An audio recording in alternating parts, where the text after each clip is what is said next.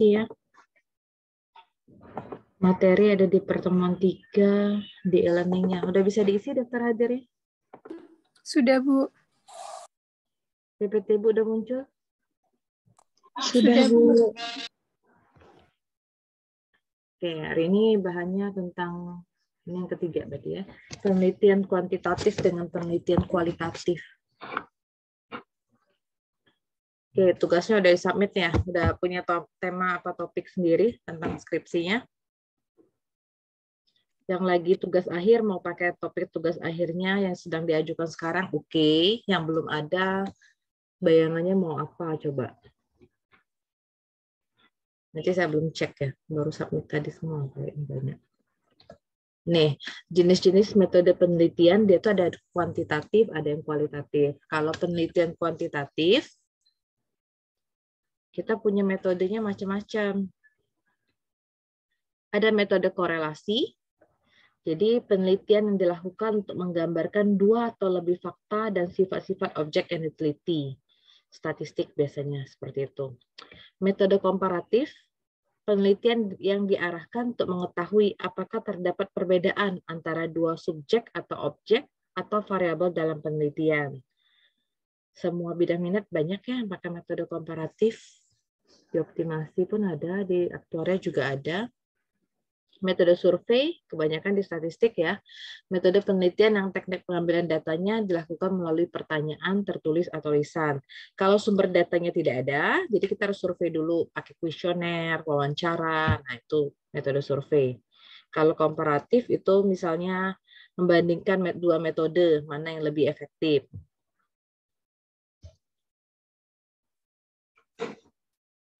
Kemudian variabel itu simbol dari suatu kejadian, tindakan, karakteristik, sifat khusus atau atribut yang dapat diukur atau dapat kita kategorikan. Ini jenis-jenis variabel, ada namanya variabel bebas. Variabel yang mempengaruhi variabel terikat, baik secara nilainya positif maupun negatif. Kalau variabel terikat, variabel yang dipengaruhi oleh variabel bebas dan menjadi perhatian utama para peneliti. Di regresi, yang ngambil regresi misalnya ada juga variabel bebas, variabel terikat. Di optimasi juga ada. Kalau di regresi misalnya apa ya?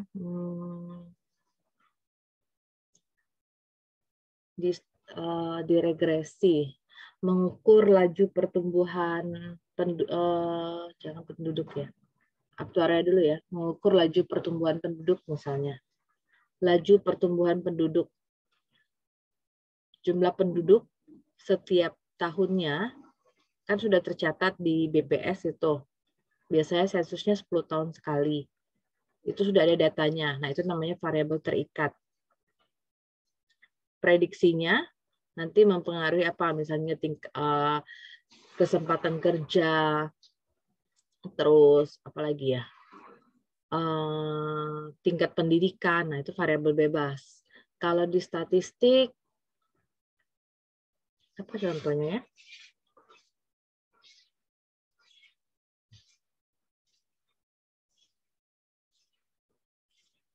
Pengaruh tingkat pendidikan terhadap tingkat pendapatan. Jadi tingkat pendapatannya beda-beda gitu kan. Nah, itu namanya variabel bebas. Tingkat pendidikan ya terikat, dia kan ada tingkatnya. Levelnya SD, SMP, SMA, perguruan tinggi itu yang terikat. Kalau di optimasi misalnya traveling salesman problem, transportasi pengangkutan sampah. Jadi variabel bebasnya itu jumlah sampah, volume sampah itu bebas karena jumlahnya fluktuatif. Yang terikat ya tempat-tempat TPS, tempat penampungan sementara. Jadi itu variabel terikat. Kemudian moderat itu variabel yang mempunyai pengaruh ketergantungan yang kuat dengan hubungan variabel bebas dan variabel terikat. Antara variabel ya yang berada pada variabel bebas dan terikat. Biasanya dipakai dua ini, bebas dan terikat. Ini hampir mirip ini. Kalau moderat dia punya ketergantungan, kepada dua variabel tersebut kalau antara ya berada di tengah-tengah antara variabel bebas dengan variabel terikat. Dibilang bebas juga tidak bebas, dibilang terikat juga tidak. Dia masih saling berhubungan. Proses penelitian, yang pertama designing, kita desain dulu, rancang apa yang mau kita lakukan. Collecting, pengumpulan dulu bahan-bahannya, data-data yang mau dipakai, kemudian kita analisis, dan kita presentasikan.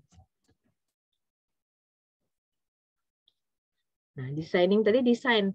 Desainnya kita tentukan dulu jenisnya. Jenis penelitian kita mau ngapain. Objek dan subjek.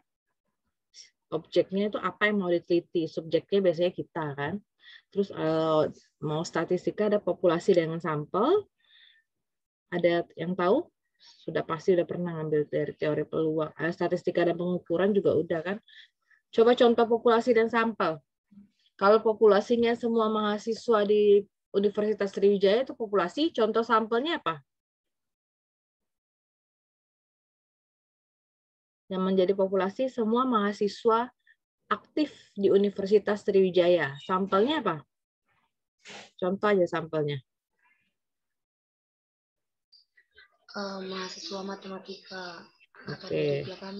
Ya, itu sampel boleh. Itu sampel boleh. Kalau kita mau buat yang lebih dekat hubungannya, misalnya mahasiswa di Fakultas MIPA ya, kan tadi kan terlalu jauh ya kalau Universitas Sriwijaya. Mahasiswa di Fakultas MIPA, sampelnya mahasiswa angkatan 2020 misalnya di jurusan matematika. Kalau enggak, populasinya mahasiswa MIPA, berarti sampelnya semua mahasiswa di jurusan matematika.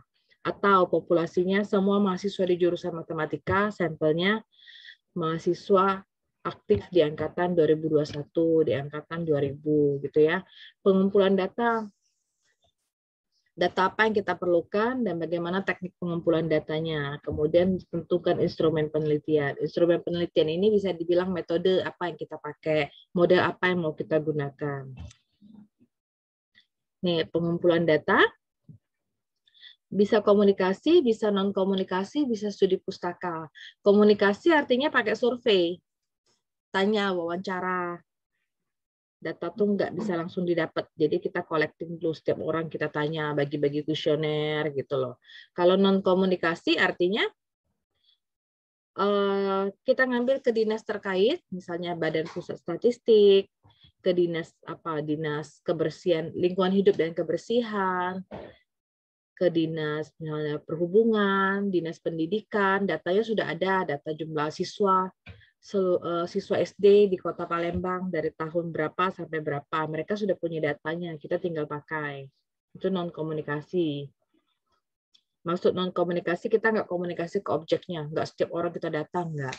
Kalau studi pustaka, semua bidang minat di matematik bisa pakai studi pustaka. Apa sih maksud studi pustaka? Mengambil data penelitian orang-orang terdahulu. Saya punya penelitian yang baru saya publikasikan tahun 2000. Terus Catherine mau melakukan penelitian, jadi dia ngambil data dari penelitian saya, boleh. Nanti sumbernya ditulis gitu loh, Oktarina 2020. Atau kalau nggak pakai data, ceritanya tentang matematika murni nih, mau tentang pengembangan teorema apa. Jadi kita studi pustaka dulu, teorema-teorema sebelumnya apa, nanti baru kita kembangkan. Jadi kan cerita, alurnya berjalan. Cerita sejarahnya dari mana dulu, baru kenapa kita melakukannya, itu namanya studi pustaka. Terus kalau misalnya dioptimasi, saya tahunya ada OR Library, Operation Research Library, jadi dia perpustakaan OR ya, Operation Research atau riset operasi, kita bisa ngambil data. Jadi kita misalnya mau merancang metode apa sih gitu. Datanya bingung kan? Tidak semudah yang kita bayangkan pengambilan data, terutama data-data yang terkait dengan keuangan. Orang itu pelit biasanya membagikan data tentang keuangan, itu rahasia, ataupun perusahaan, kecuali tetap dipakai prinsip orang dalam. Ada kenalan, itu gampang. Walaupun kita pakai surat resmi kan biasanya dibuat dari mahasiswa, ditujukan ke jurusan lewat ke fakultas. Jadi surat itu kan yang kita bawa. Enak sih kalau dia bilang suratnya formalitas saja sih, yang penting ada surat, itu enak. Kadang udah pakai surat resmi, orang nggak pernah mau ngasih detail datanya. Nah itu, jadi terkadang kendala pengambilan data di kita itulah birokrasi, ya kan, dan alur-alur pengambilannya nggak semudah yang kita bayangkan, pelit banget ngasih datanya. Jadi saya pun mengalaminya. Jadi terkadang kita pakai studi pustaka yang terdahulu nih, penelitian-penelitian orang terdahulu yang berkaitan, apalagi datanya baru boleh kita pakai. Kalau enggak, kalau dioptimasi itu ada namanya Operation Research Library. Di situ ada data semua, nggak tahu data apapun, dia ada kumpulan si data itu, bisa kita pakai, kita cari yang cocok, kita pakainya untuk apa? Jadi bukan studi kasus kita tuh, kita pakai data itu untuk menguji model yang kita buat, untuk mengecek kevalitan model yang kita buat ini berlaku nggak sih untuk semua kasus, itu bisa. Saya juga tahu baru dari komputasi ada datanya, saya lupa namanya apa ya.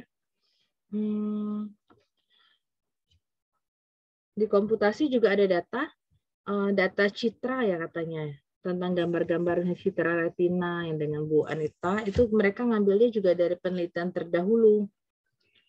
Siapa namanya ya? Di citra retina, jadi kita bisa ngambil semua data-data, ada gambar-gambar apa, ada tentang data-data robot, katanya seperti itu, jadi bisa diambil. Kalau di statistika yang paling gampang, sekarang pakai BPS ya banyak kalau data tentang yang dipublish umum. Tapi BPS ya tidak terlalu update.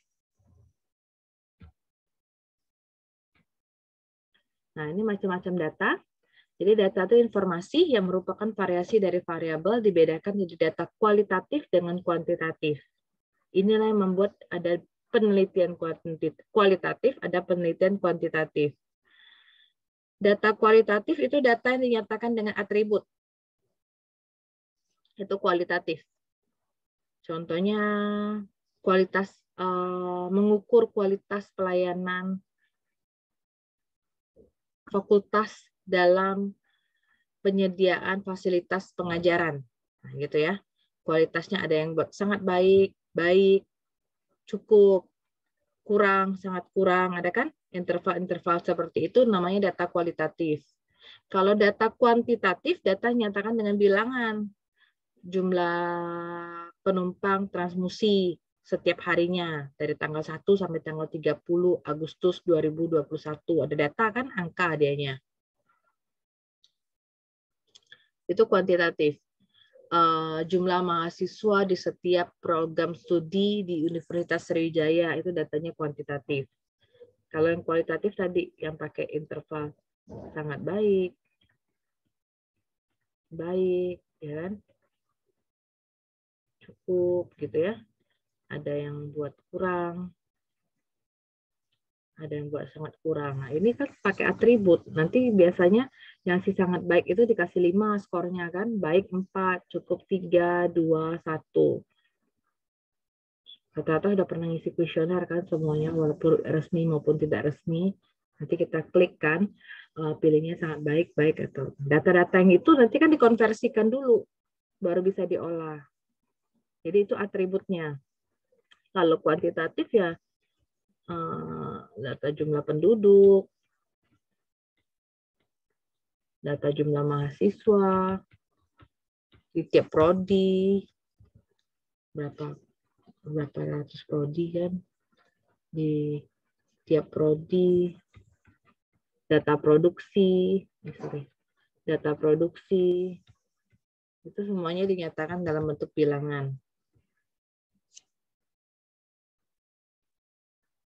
Nah, data kuantitatif itu dibedakan lagi, ada data kontinum, ada yang menyebutnya interval, ada yang menyebutnya rasio. Data yang disajikan dengan bilangan rasional, bulat atau pecahan. Ada data diskrit, data diskrit, data yang dinyatakan dalam bentuk bilangan bulat. Dibedakan lagi ada data nominal, ada juga jemputnya baik beda-beda buku ya, data frekuensi. Data nominal itu ada dikotomi, murni buatan, ada multikotomi, ada data ordinal peringkatnya atau ranking. Dari nilai 1 sampai 10 berapa penilaian kita terhadap kinerja misalnya. Ada ngasih 8, 9. Macam-macam penelitian yang tadi.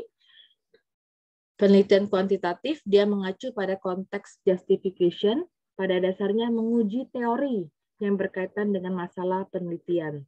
melalui kerangka berpikir yang dirumuskan dalam hipotesis penelitian. Jenis penelitian kuantitatif dapat digeneralisasikan. Kalau kualitatif, dia mengacu pada konteks of discovery. Nih, discovery. Kalau yang tadi, konteks justification. Itu kuantitatif, kuantitas. Ini kualitas discovery. Pada dasarnya mengharapkan penemuan sesuatu yang nantinya dapat diangkat menjadi hipotesis bagi penelitian selanjutnya. Kalau kualitatif tidak dapat digeneralisasikan, karena dia untuk kasus tertentu aja. Misalnya penelitian tentang pelayanan, tentang kualitas pengajaran dosen kepada mahasiswa di prodi matematik, ya udah itu, jadi nggak bisa disamain. Misalnya jelek ya, kualitas pengajaran dosen matematik terhadap mahasiswa jelek, itu di matematik, jadi nggak bisa kita generalisasikan ke prodi yang lain. Itu ya, beda kualitatif. Kalau kuantitatif, ini bisa digeneralisasikan. Model transportasi pengangkutan sampah di Kecamatan X. Jadi bisa digeneralisasikan jadi model pengangkutan sampah di Kecamatan YZ dan semuanya. Modelnya juga bisa dipakai. Ada pertanyaan nggak beda kuantitatif dengan kualitatif? Biasanya kita yang dioptimasi itu banyak ke kuantitatif, benar ya? Kalau tentang tingkat-tingkat pelayanan itu banyak ke kualitatif. Statistik biasanya suka begitu juga kan? Pengaruh apa IPK terhadap lama studi ya kan? Nah, itu kualitatif.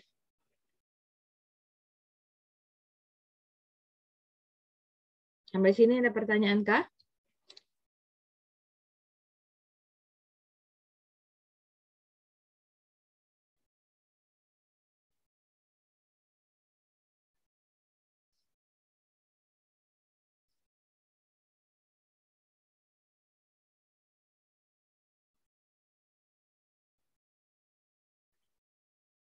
Oke, saya next ya. Nih. Penelitian kuantitatif itu antara lain survei. Jadi bisa berupa penelitian yang korelasional, berkorelasi atau evaluasi. Kemudian bisa dilakukan dengan eksperimen atau uji perbedaan. Uji perbedaan A, B, C gitu ya. Kalau kualitatif, penelitian kasus ya kan? Penelitian kelas yang sifatnya terbatas, makanya saya bilang tentang matematik aja, tentang jurusan apa. Bisa juga kaji tindak atau action research. Dia studi kasus yang punya studi kasus atau implementasi ini terhadap tingkat kebutuhan penduduk di sini. Nah, itu kualitatif sudah kalau dia udah nyebutin lokasinya.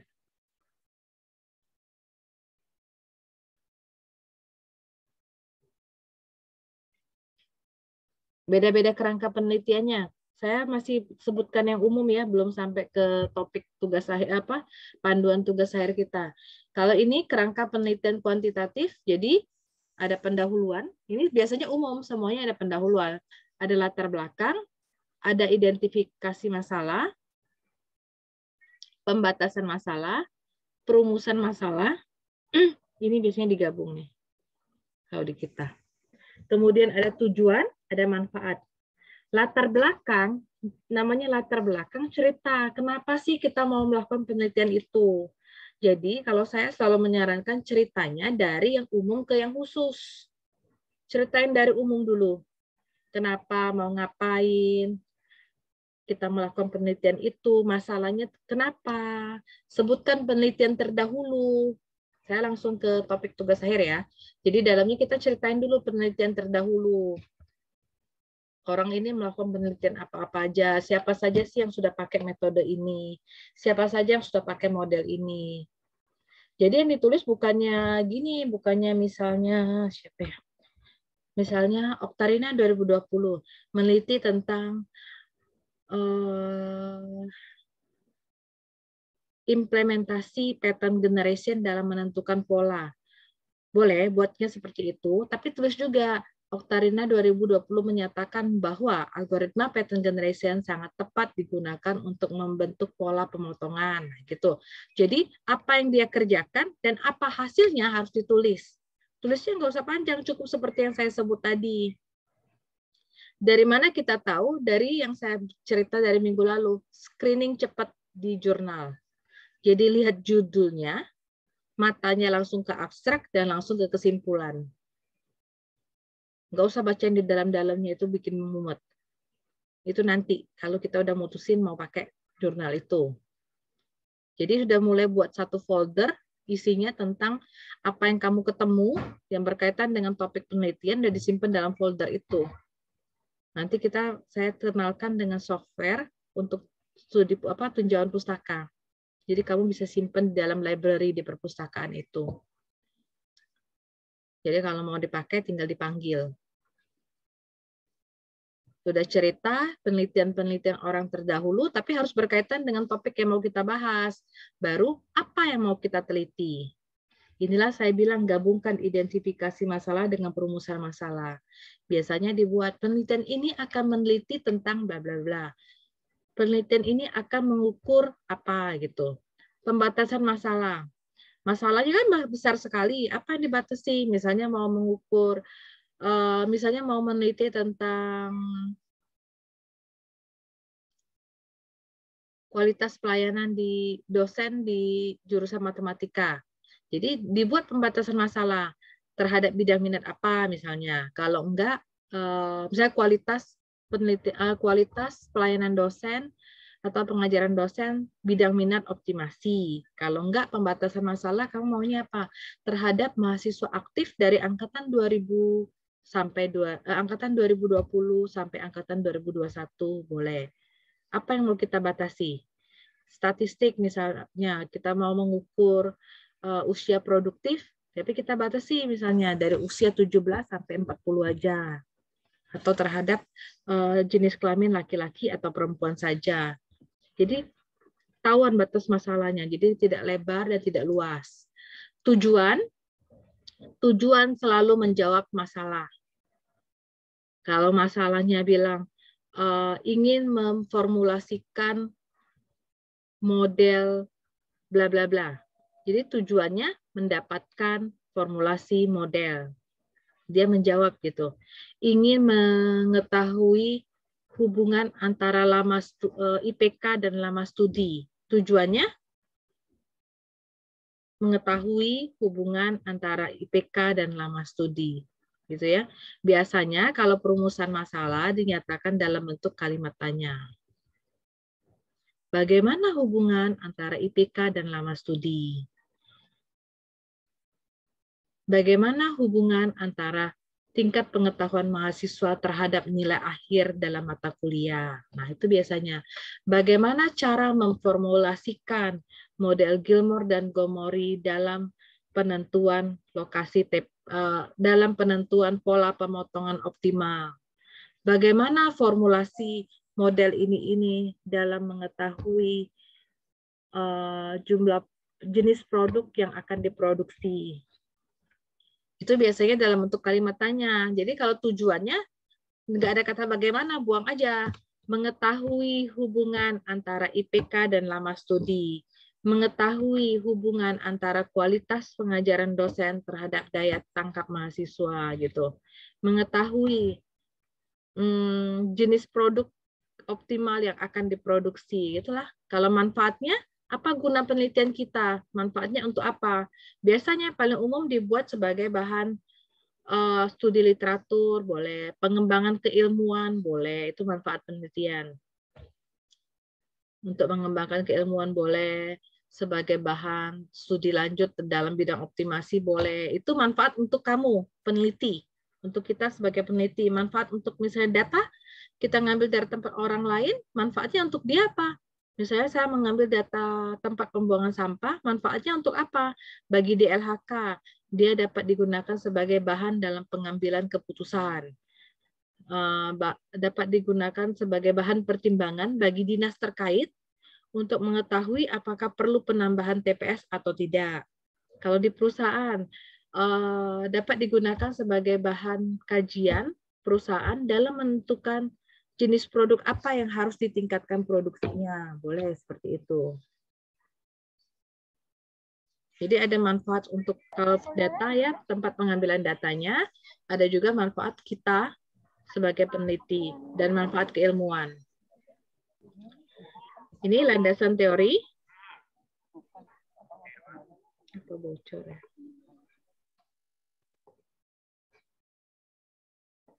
Landasan teori. Biasanya di bab 2, kalau kita namanya tinjauan pustaka. Jadi apapun namanya sama biasanya. Isinya kerangka berpikir dan pengajuan hipotesis. Ceritain dulu teori-teori mau yang dipakai.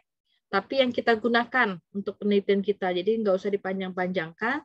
Cukup yang apa yang kita pakai. Penelitian yang relevan, penelitian sebelum-sebelumnya yang sudah dilakukan yang berhubungan dengan penelitian kita. Ada kerangka berpikir, apa yang mau kita lakukan, sama hipotesis penelitian. Ini boleh optional. Nggak semua kasus butuh hipotesis. Terus ada metode penelitian. Tujuan kita meneliti apa? Waktu dan tempat penelitian. Yang menjadi variabel apa? Metode yang kita pakai. Kalau di statistik biasanya ada cerita teknik pengambilan sampelnya bagaimana. Atau teknik pengumpulan data, datanya data primer atau sekunder. Bagaimana teknik pengolahan data. Jadi sebutin kalau di metode penelitian kerjanya nanti ngumpulin data. Habis data dikumpulkan apa lagi. Kalau nggak data, Bu, kalau studi literatur ya udah buat studi literatur terhadap teorema apa gitu. Ini metode penelitian 1, 2, 3 itulah yang jadi proposal penelitian kamu, proposal tugas akhir. Oke, terus bab 4-nya nanti kalau udah kita nyebutnya seminar hasil kan? Kalau seminar proposal 1, 2, 3, seminar hasil ya ini di bab 4. Nanti isinya apa? Biasanya hasil dan pembahasan. Isinya deskripsi data hasil penelitian, data-data yang mau kita sajikan, sebutkan semua di bab 4. Jadi yang berhubungan dengan datanya, menyajikannya di bab 4, nggak ada cerita di bab 2. Terus pengujian persyaratan pengolahan data, ya boleh kalau ada syaratnya. Ada hipotesis, ada interpretasi, dan pembahasan. Semua kerjaan itu disajikan di bab 4. Terakhir, kalau bab 4 udah beres, kita dapat kesimpulan. Ada yang pakai implikasi, boleh pakai kesimpulan dengan saran. Kesimpulan itu harus menjawab permasalahan. Di bab 1, kita punya namanya perumusan masalah. Jadi kesimpulannya harus jawab perumusan masalah. Kan ingin menjawab masalah yang akan kita teliti. Kalau saran, implikasi boleh. Implikasinya apa jadi dari kesimpulan tersebut? Jika maka ya, kamu kan udah belajar logika ya, ternyata jika maka. Jadi jika teori ini saya pakai, atau jika teori saya pakai, maka apa? Ini optional. Nggak harus. Biasanya dia digabung dengan kesimpulan. Kalau saran, kan kamu udah ngerjain nih sampai bab 4 beres sampai narik kesimpulan. Sarannya apa? Kalau untuk peneliti, sarannya untuk orang selanjutnya, peneliti selanjutnya. Sarannya misalnya data kamu cuma data 5 tahun terakhir.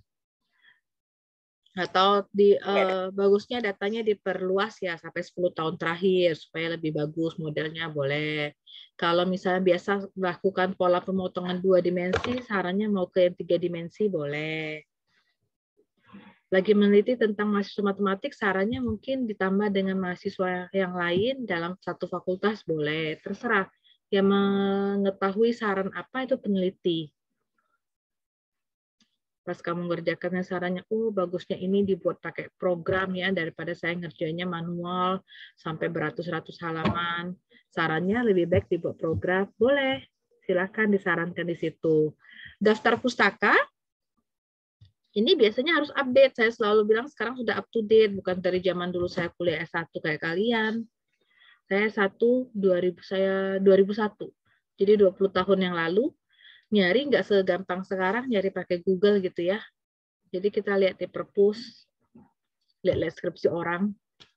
Kalau kita di Indonesia, itu halal saja melihat skripsi orang, kita copy pun boleh terkadang. Kayak kita di matematik masih boleh kan.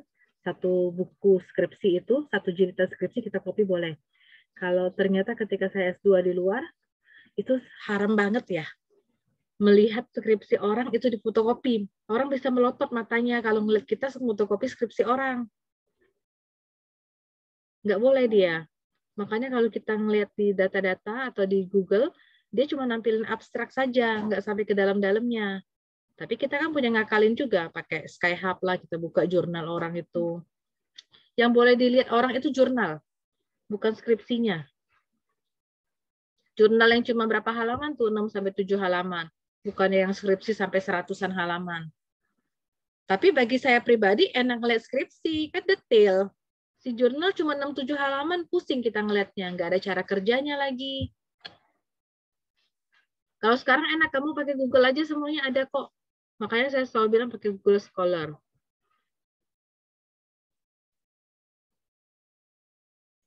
Jangan pakai Google yang biasa, biar yang berita-berita semuanya tuh nggak masuk. Memang benar dia untuk akademik. Daftar pustaka beda-beda, tapi saya selalu mensarankan maksimal 10 tahun terakhir, gitu ya. Jadi kalau sekarang udah 2021, setidaknya di atas 2010, 2011 lah itu data paling lama. Kalau jurnal pasti ada, kalau buku teks mungkin. Tapi buku teks sudah sekarang udah up to date semua, udah yang baru. Dibuat di situ daftar pustakanya. Biasakan pakai jurnal. Gitu. Enaknya lagi, kamu nanti ada masukan ke pengecekan plagiasi ya. Pengecekan plagiasi. Nanti kalian buat proposal, ada tugas dari saya juga bisa ngecek plagiat atau enggak. Jadi kita punya software ya kan, bisa dicek. Kalau kita pakai, kita kan nulisnya dalam bahasa Indonesia, ini tips saya. Jadi enaknya kalau saya selalu menyarankan mahasiswa bimbingan saya, kita pakai jurnal yang bahasa Inggris. Kita baca jurnal bahasa Inggris, repot Bu, mau ditranslate, ya oke, translate-nya nggak usah per kata. Kan ada Google Translate tuh. Boleh pakai Google Translate, nanti kalimatnya dibagusin, boleh. Jadi itu resikonya lebih kecil plagiatnya. Dari bahasa Inggris translate ke bahasa Indonesia. Ketimbang kamu lihat jurnal Indonesia. Saya punya jurnal bahasa Indonesia. Kamu ambil kalimat saya mentah-mentah di situ, kamu kena plagiat pasti berapa persen. Kan kalimatnya sama, nanti saya tampilin ya. Coba jurnal bahasa Indonesia. Lampiran ini boleh ada, boleh tidak. Kalau rasanya perlu lampiran, dibuat lampiran. Kalau enggak, ya enggak usah. Daftar pusaka kita akan pakai software. Ada yang pakai Mendeley, ada yang pakai EndNote. Sudah harus pakai gini. Kenapa enggak manual? Kita lihat apa bedanya manual dengan pakai software. Sekarang udah ini. Enggak ada yang ketinggalan kalau pakai software itu. Biasanya mahasiswa itu suka buat di depannya menurut Putri Sagita, berarti menurut Sagita 2020. Dia buat tuh di bab 1, tapi di daftar pustaka hilang, nggak dibuatnya. Kalau nggak, daftar pustakanya dibanyak-banyakin biar keren. Sampai 2 halaman, tapi di dalamnya nggak ada. Daftar pustaka harus sesuai dengan yang kamu kutip. Nggak usah dibanyak-banyakin kalau nggak dipakai. Sekarang itu yang kuantitatif, sekarang yang kualitatif. Hampir sama.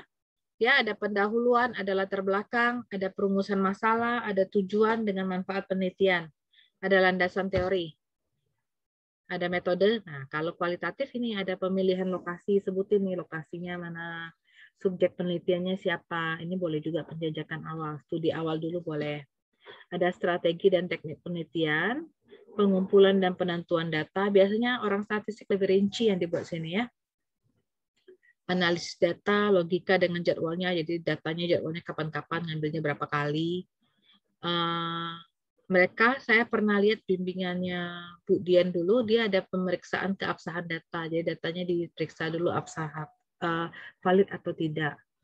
Saya nggak tahu ini triangulasi, ini metode pemeriksaannya di statistik. Oke, hasil penelitian, dia nambah 1 subbab. Kalau saya lihat di matematik, ini, bab 4 ini, dia gabung ke hasil dan pembahasan. Nanti kita baru bergerak sesuai dengan panduan skripsi kita. Ini hasil penelitian. Jadi gabung tadi. Tetap sama, ada kesimpulan, ada daftar pustaka, ada lampiran. Boleh ada, boleh tidak. Sekarang masalah pada penelitian. Jadi ada judul penelitian, rumusan masalah, landasan teori, kerangka berpikir, hipotesis, metode penelitian, ini ya masalah-masalah penelitian kita. Bisa buat rancangan penelitian, teknik pengambilan sampel, teknik pengumpulan data, itu semua terkait masuk dalam masalah penelitian. Ini sekarang kita dari judul penelitian. Kamu kemarin udah saya kasih tugas tentang topik apa yang kamu ambil. Ada beberapa yang ngechat saya, boleh nggak Bu saya langsung sebutin detail nih, saya udah tahu mau dilakukan apa, boleh. Bagi yang belum masih di awang-awang ya boleh pakai topik aja. Sekarang kita masuk ke judul penelitian. Kita udah mulai mengarah membuat proposal ya. Harapannya habis mata kuliah ini kamu ada proposal 1. Nggak ada bayangan. Sebenarnya kalau bisa dikerjainnya yang seriusan, apalagi yang semester depan mau ngambil tugas akhir. Ini akan sangat membantu.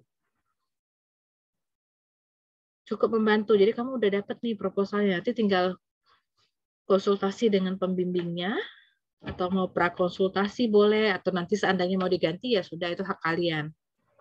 Kalau bisa tetap dilanjutkan lebih baik. Jadi judul penelitian dia harus menggambarkan interaksi antara dua variabel atau lebih, baik membedakan, pengaruh, atau menghubungkan keterkaitan. Intinya judul itu menggambarkan jelas apa yang mau dikerjakan dan apa hasilnya. Terus rumusan masalah.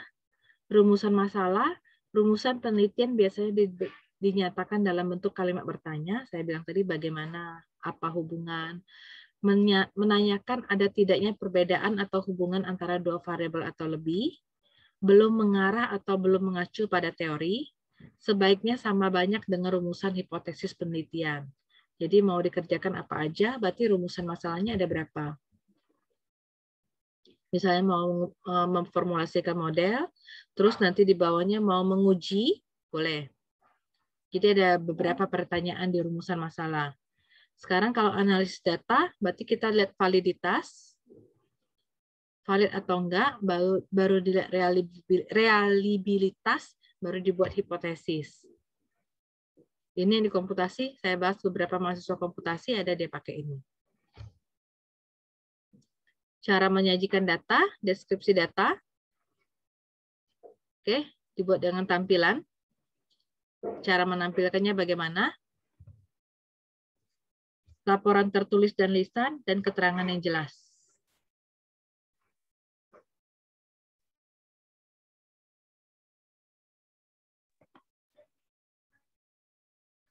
Landasan teori, dari teori-teori yang ada untuk tiap variabel, dirumuskan sintesis.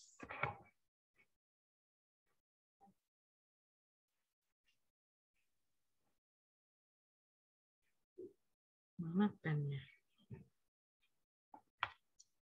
Dari teori-teori yang ada untuk tiap variabel dirumuskan sintetis yang merupakan konsep dari variabel tersebut. Ini yang disebut dengan kerangka berpikir. Nanti saya tunjukkan kerangka berpikir ya. Jika variabel penelitian merupakan variabel konstruk, maka untuk menjaring data variabel pada penelitian kuantitatif perlu jelas konsep yang melandasinya. Dari konsep itu dirumuskan indikator. Jadi nanti ada butir-butir pertanyaan. Oke, jadi teorinya harus kuat. Kalau kerangka berpikir, ini kerangka berpikir. Ini nggak pernah disajikan kalau di S1, tapi kita butuh. Jadi hasil pemikiran penelitian berdasarkan teori, konsep yang ada tentang variabel yang diteliti. Jadi kamu buat kerangka kamu berpikirnya. Dirumuskan dalam bentuk kalimat pertanyaan, sekurang-kurangnya terdiri dari 3 paragraf. Ini buat apa nanti? Ini buat nyusun bab 1. Kayak kita kalau bahasa Indonesia dulu belajarnya kerangka paragraf. Waktu kamu mau ngarang, kamu buat kerangka paragraf kan? Nah, gitulah. Ini kerangka berpikir. Jadi, memang benar, bab 1 sekurang-kurangnya terdiri dari 3 paragraf. Sekarang udah banyak, 2 halaman, sampai lebih gitu. Biasanya di mana kata diduga boleh, ini nggak harus juga. Tidak ada teori lagi dalamnya, benar. Mengarah pada rumusan masalah, ini tadi sebaiknya sama dengan rumusan hipotesis. Ini hipotesis, kalau yang pakai, kalau dioptimasi jarang sekali ya, tapi statistik sering kan, hipotesis itu jawaban sementara dari masalah penelitian. Ada 2 bentuk hipotesis, ada hipotesis penelitian, ada hipotesis statistik. Hipotesis penelitian dirumuskan secara naratif, narasi kalimat, berdasarkan kerangka berpikir dan landasan teori yang telah dipilih. Kalau statistik dirumuskan secara matematis dalam bentuk 2 kalimat matematika. Ini hipotesis penelitian dirumuskan dalam bentuk kalimat pernyataan, tidak ada kata diduga, kemudian sudah mengarah. Kalau misalnya ada yang lebih spesifik dari yang sudah sering ngambil mata kuliah bidang minat statistik, silahkan ya. Ini secara umum ya, bagaimana bentuk perbedaan atau hubungan yang dipermasalahkan. Banyaknya sesuai dengan kerangka berpikir dan rumusan masalah. Kalau statistik ini ya, H0, H1. Ya kan? Biasanya H1 itu melawan H0 ya jawabannya. Ini ada uji perbedaan ya. Ada frekuensi, ada min, ada varians.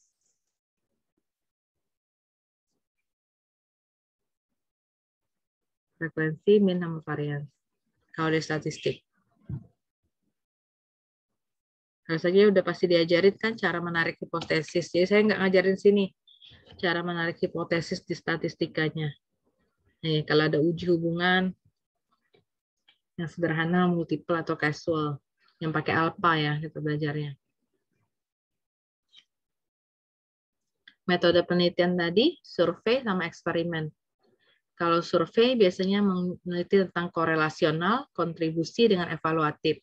Kalau eksperimen biasanya tentang perbedaan dengan pengaruh. Perbedaan ini pengaruh apa.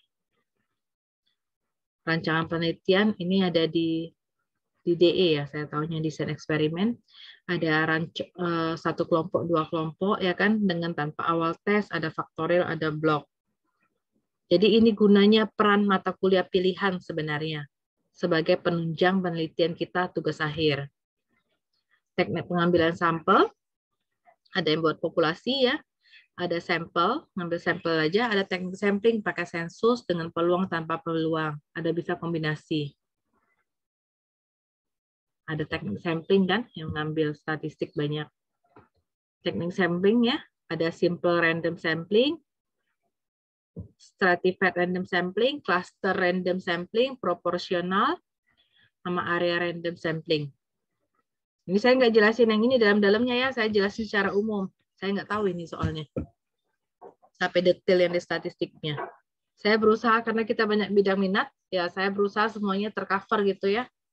Kalau mau dengan saya benar ya optimasi karena saya pahamnya di situ. Ini tanpa peluang, ada purposive, kuota, residensial, sama double. Terus ada bisa pakai instrumen, dia berbentuk tes ya, tulisan, lisan, perbuatan, berbentuk non-tes, observasi, wawancara, ini biasa kan kita pakai. Syarat instrumen ya harus sahih, harus bisa diandalkan, adil, terus berdaya pembeda, jadi nggak timpang datanya, terus menyeluruh dan mudah dan murah untuk dilaksanakan syarat instrumennya. Tidak menyulitkan kita sebagai peneliti. Uji validitas instrumen ya, ada yang divaliditas dulu isinya, ada validitas konstruk, terus kalau reliabilitas, nih, ini di statistik semua ya. Kemudian dianalisis ya, kalau buat soal survei itu, atau kuesioner nggak bisa sembarangan kan, karena katanya harus divaliditas tiap butirnya, tingkat kesukaran, daya pembeda tiap butir. Pertanyaan-pertanyaan di butir-butir kuesioner itu kan harus divaliditas dulu, katanya seperti itu kan. Nah, kalau analisis data deskriptif, dia pengolahan data hasil penelitian dengan tujuan agar kumpulan data ini bermakna. Deskripsi data terdiri dari penyajian data, ukuran tendensi, sama sentral dengan penyebaran. Ini teorinya ya. Penyajian data, kita biasa pakai tabel ya. Data-data yang kita pakai biasanya data tabel, ada yang buat daftar tunggal, kontingensi, atau distribusi frekuensi, tergantung kebutuhan. Ada yang menyajikannya dalam bentuk diagram, lebih bagus sebenarnya. Nanti ada diagram lingkaran, lambang, atau peta. Ada yang bisa dalam bentuk grafik ya, batang, baris, pencar, histogram, poligon, ogif.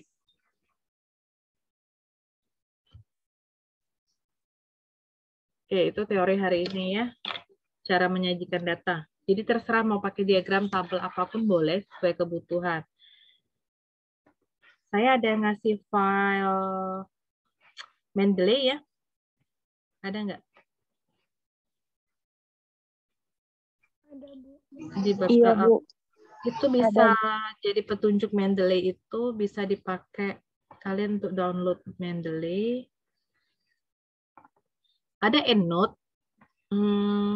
Ini kami pernah ngadain webinar ya dengan Bu Fitri. Ada EndNote. EndNote itu agak berbayar kalau menurut saya.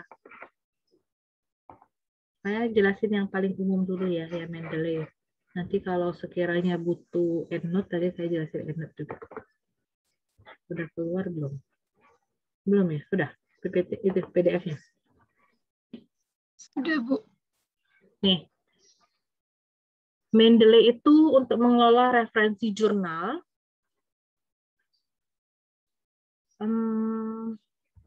Bentar. Mungkin saya harus nunjukin pakainya di mana ya. Karena apa bedanya yang pakai Mendeley dengan tidak?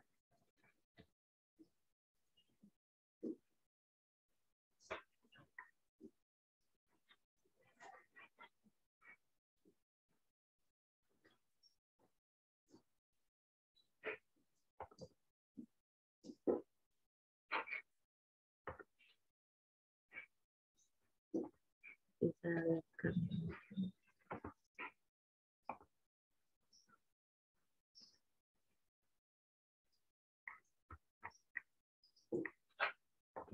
Caranya.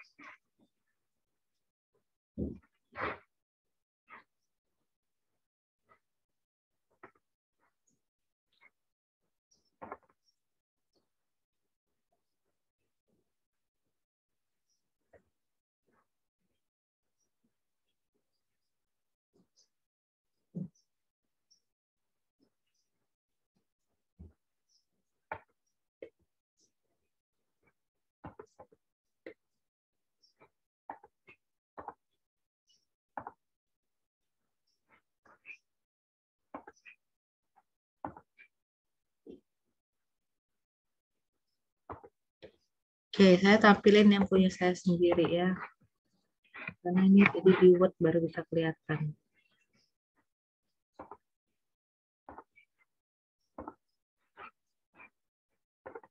Muncul nggak? Muncul, Bu. Oke, ini jurnal ya. Ini jurnal sama terkait juga dengan skripsi mahasiswa. Rata-rata ada penelitian dosen dan melibatkan mahasiswa sama tim peneliti. Ini Siska Febrima 2016. Saya pasti selalu memasukkan mahasiswa di dalam situ kalau memang benar dia ada data yang dia pakai pas penelitian skripsi dia, sama dia juga membantu saya mengerjakannya. Jadi selalu kita pakai. Tergantung nama siapa dan nama diurutkan nama, biasanya kalau corresponding author yang saya submit ya, jadi saya pertama, karena kan ribet ya bolak-balik pakai nama siapa dulu, nanti dia nggak tahu karena saya ngarang, jadi saya buat nama saya, tapi saya selalu menyertakan nama mahasiswa. Misalnya nanti saya sama misalnya Ahmad Farhan bimbingan saya, jadi saya pakai namanya juga, kan dia ngerjain penelitiannya, jadi bukan skripsi dia yang ceplok ke sini, bukan, tapi ada bagian kerjaan dia, itulah yang kita masukkan di sini. Saya selalu janji dari awal seperti itu. Kita masukin, itu yang suka terjadi, ada yang katanya dosen ngambil skripsi mahasiswanya, ya mungkin karena dari awal nggak ada cerita apapun, nggak ada perjanjian apapun dengan mahasiswanya. Mungkin gitu aja, dia nggak masukin nama mahasiswa. Tapi saya selalu masukin, 3 orang mahasiswa di sini misalnya, perlu 3, tiga-tiganya saya masukin. Untuk apa mahasiswanya? Saya mikirnya, dia sekarang baru lulus ya, siapa tahu dia punya rezeki mau melanjutkan studinya. Dia punya satu publikasi yang bisa dia save dari S1. Gitu. Itu butuh kan? Kita kan nggak tahu. Siapa tahu dia nanti mau jadi dosen, dia sudah punya publikasi. Dia nggak langsung lanjut studi, dia misalnya 5 tahun lagi dia mau S2, dia udah ada publikasi, sudah di save gitu. Nah ini cerita Mendeley, ini jurnalnya biasanya ada abstrak dulu, ya kan? Ada abstrak, ada keyword, kata kunci, ada introduction, pendahuluan. Kalau kita pendahuluan itu ada latar belakang, masalah, tujuan, latar belakang, masalah, pembatasan masalah, tujuan, dan manfaat. Kalau di jurnal ya diringkas dari 5 subbab itu jadi 1 bab. Mendeley itu ada di sini. Nah, kelihatan nggak? Kurang besar ya. Ini. Ketika saya klik, dia akan berwarna abu-abu. Jadi saya bukan ngetik manual 2-6, 7-10, 11-13. Bukan saya ketik manual pakai kurung siku gitu. Ini pakai software semua. Ya kan? Ada kelihatan ya abu-abu ya? Ini tergantung sih format tiap jurnal beda-beda. Kalau kita pakai skripsi nulisnya misalnya Siska Oktarina 2020, Oktarima 2001 misalnya gitu. Nah ini, saya lihat yang kalau nggak pakai kurung siku. Ini tujuannya apa? Nanti pas di daftar pustaka dia udah cantik di daftar pustaka. Nah udah sini, ini saya nggak ngetik manual. Nanti ketika saya buat insert bibliografi, dia keluarnya udah seperti ini. Dan enaknya, ini udah diatur nih. Judul tulisannya tegak, judul jurnalnya miring. Enaknya seperti itu. Volume-volumenya nggak ada yang ketinggalan. Kalau kita ngetik manual, kadang lupa nih volumenya lupa kita ketik, page berapa lupa kita ketik, ada DOI-nya, DOI-nya ini lupa misalnya kalau diperlukan. Kadang ada yang tulisan kan judul buku harus miring, kita lupa. Kalau ini dia udah rapi nih, semua pakai tanda petik ya udah tanda petik gitu. Nah, Siska Oktarina dia buatnya udah S Oktarina. Kadang kita lupa, kadang kita buat Oktarina, Siska. Kadang Oktarina, S. Tergantung kan kayak Pak Bangun kan Putra Batrajaya Bangun. Dia benar PBJ Bangun. Terurut seperti itu. Nah, dia udah rapi kan PBJ Bangun, S Oktarina, Arya Putra Pertama misalnya gitu kan. S Oktarina, PBJ Bangun, Samuel Hutapea sini. Dia udah rapi. Nah, Tika Melinia berarti T titik Melinia, Putri Sagita P titik Sagita gitu. Itu enaknya pakai Mendeley. Nggak ada yang ketinggalan pasti. Semua yang dikutip di sini, tadi saya nomornya sampai 18, dia nomornya dia sendiri yang buat nomor. Bukan saya buat sendiri, dia ngitung sendiri 18, berarti 18 di daftar pustaka. Nggak mungkin ada yang ketinggalan. Kalau manual, ada yang ketinggalan biasanya, sering terjadi. Dan rata-rata setiap kali proposal, setiap dosen udah mengharuskan memakai software. Jadi saya pakai ajarin yang free dulu.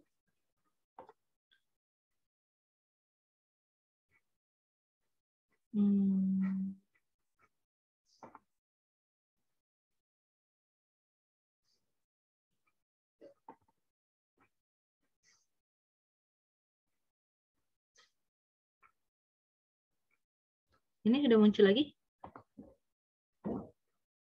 Sudah ya? Sudah muncul lagi dengan judul yang baru? Sudah. Nah, ini tadi kan pakai kurung siku ya, 1, 2, 3, 4, 5 gitu ya, sampai 18. Kalau ini pakai ini. Nanti ada pilihannya kok, mau pakai format yang mana. Ini yang biasa dipakai di skripsi kita ya. Brando et al, Adu et al. Nah, dia nggak pakai kurung siku, tapi dia sebutin. Nah, Andrade et al. Kalau diklik kelihatan kalau dia pakai software apa enggak. Nah, gitu kan. 17. Nanti daftar pustakanya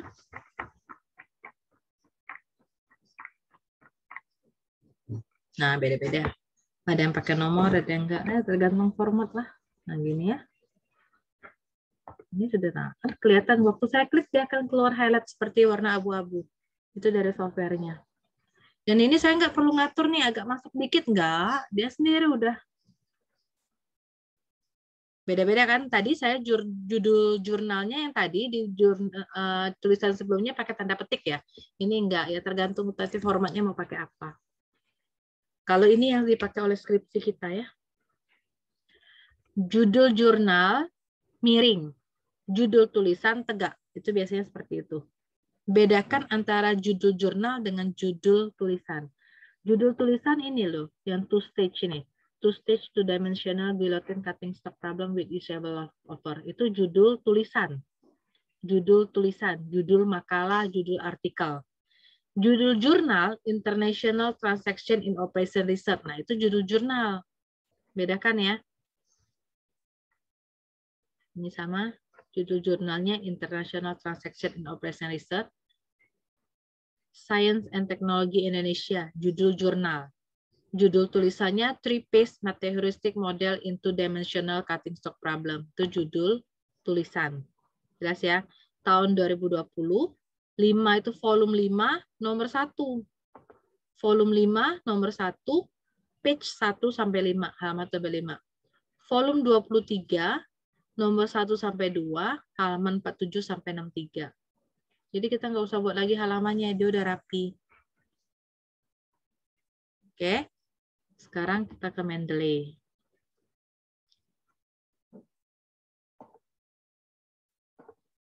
Nah, boleh sambilan kalau yang lagi buka laptopnya. Registrasi dulu akun Mendeley. Jadi buka situs Mendeley itu dan klik cari dan tombol create a free account. Bukalah www.mendeley.com. Oke, coba. Jadi minggu depan semuanya sudah punya akun Mendeley.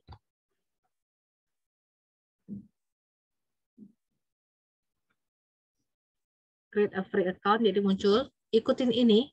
Jadi masukin first name, last name, email dengan password. Get started. Kamu punya email mahasiswa kan, masukin aja email mahasiswa boleh. Pakai email resmi ya. Pakai first name, last name, email, password, sama get started. Kalau mau sambilan dicoba silahkan. Kalau sudah ada yang punya ya udah sign in aja kalau already on Mendeley.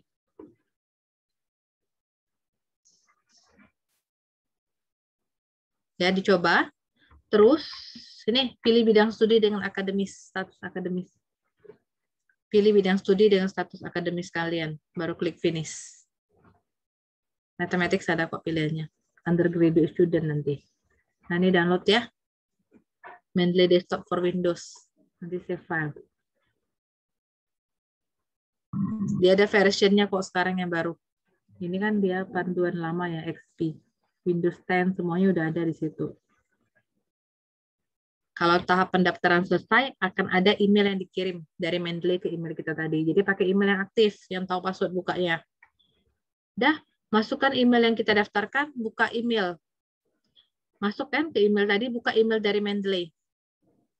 Jadi confirm your email address katanya tadi, confirm. Verify email address. Nah, gitu kan ada tulisan biasanya kan, verify email address. Pastinya semua udah sering kan kayak gitu. Kita verifikasi, registrasinya selesai. Itu akun Mendeley-nya. Download dan install. Nih ya. Buka file yang udah kita save tadi. Gampang kok. Ikuti proses instalasi kayak biasa kan. Semua udah mahir lah. Nanti sampai ada keluar icon Mendeley di desktop kita. Ikutin ini sudah saya cari yang petunjuk yang paling gampang. Nanti keluar welcome to Mendeley, masukin, kalau saya selalu buat stay sign in, buat email sama passwordnya, masukin email dengan password. Yang tadi kita daftarin tadi pakai email apa, passwordnya apa. Sudah instalasinya selesai. Oke, dicoba ya. Minggu depan, saya kan nggak bisa ngeliat tampilan kalian coba apa enggak. Kalau kita di kampus ya di lab, misalnya saya bisa ngeliat tampilan kalian bawa laptop. Dicoba, jadi minggu depan semuanya udah punya akun Mendeley. Saya akan belajar ajarin cara kalian mensitasi artikel.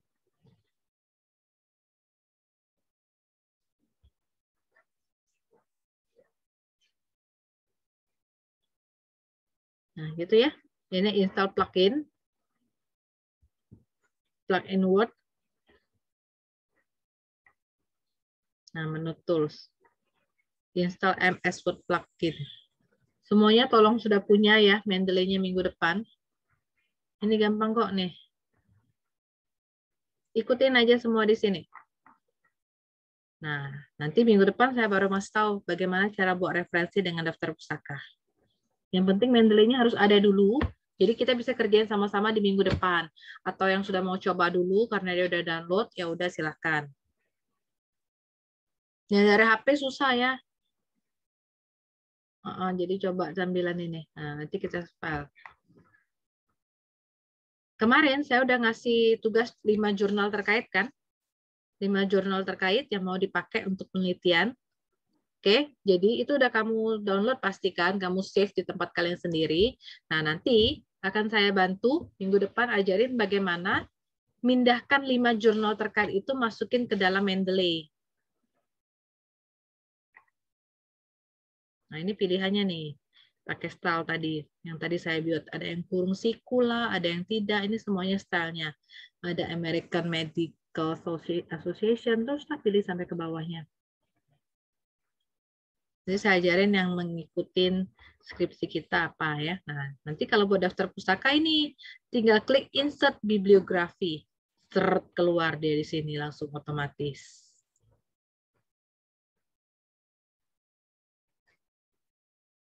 Oke, ini udah ada di e-learning-nya ya. Jadi kamu download aja, ikutin ini. Terus tambah, jadi tugas minggu depan itu bukan submit ya, buat akun Mendeley, download Mendeley di laptop atau di desktop di komputer kalian. Sama, kemarin cuma ada 5 jurnal, berarti tambahkan 5 jurnal terkait lagi, jadi ada 10. Masing-masing udah siapin 10 jurnal, biar kita bisa insert minggu depan. Oke? Paham kah? Ada pertanyaan nggak? Nggak 10 jurnalnya nggak disubmit di e-learning, nggak. Cuman kamu siapin 10 jurnal. Kemarin kan udah 5. Tambahin lagi 5 jurnal terkait. Nggak susah kan nyari jurnal tuh? Cari lagi, 5 lagi, disimpan. Nanti masukkan ke Mendeley di minggu depan. Jadi semuanya minggu depan udah punya Mendeley ya. Nanti saya Ibu, ajarin. Bu. Kenapa? Untuk yang dimasukin itu nggak boleh yang skripsi ya, Bu. Soalnya kalau di Google Scholar tuh metode yang mau dicari tuh dikit, Bu, yang jurnalnya. Jadi karena banyak. pakai Indonesia. Iya, Bu. Kalau pakai bahasa Inggris pasti banyak. Skripsi boleh, silakan dimasukin. Tapi kalau bisa, tidak ada yang melarang kita mengutip skripsi orang. Tapi kalau bisa, pakai lain jurnal. Skripsi boleh, tapi seminimal mungkin. Kalau benar nggak ada, ya udah pakai skripsi. Tapi diusahakan seminimal mungkin. Kalau pakai, tentang apa punya kamu? Siapa yang nanya tadi? Tentang Iya, apa? Pakai apa, Lia? Tentang metode relaksasi Lagrange, Bu. Ya, banyak lah. Saya juga punya banyak. Carinya Lagrange Relaxation. Pasti keluar semua. Ibu.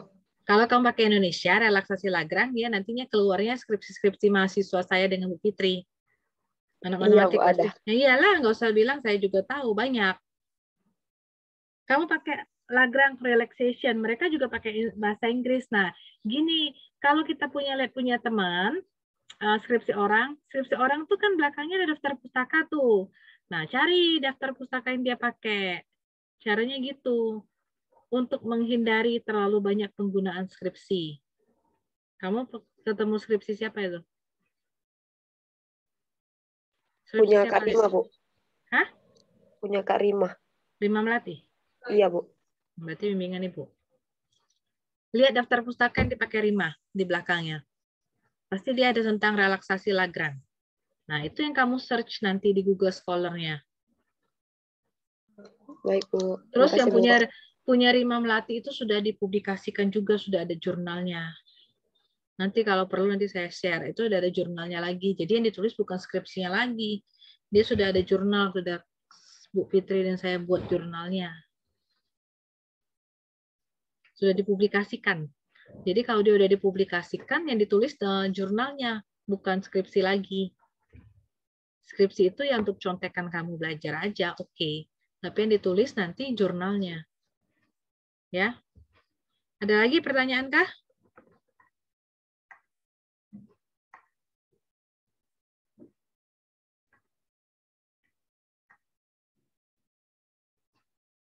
Oke, kalau nggak ada cukup ya. Ini aja dulu. Nanti ketemu lagi Rabu depan dengan Mendeley yang sudah disiapkan dan jurnal-jurnal 10 itu yang kamu siapkan. Nggak harus 10, minimal 10. Semakin banyak, semakin bagus. Pakai yang paling up to date ya. 10 tahun ke belakang lah. Pokoknya nggak boleh yang tahun lama-lama lagi. Yang susah di bahasa Indonesia, cari bahasa Inggrisnya pasti banyak. Nggak bisa dibuka pakai Skyhub.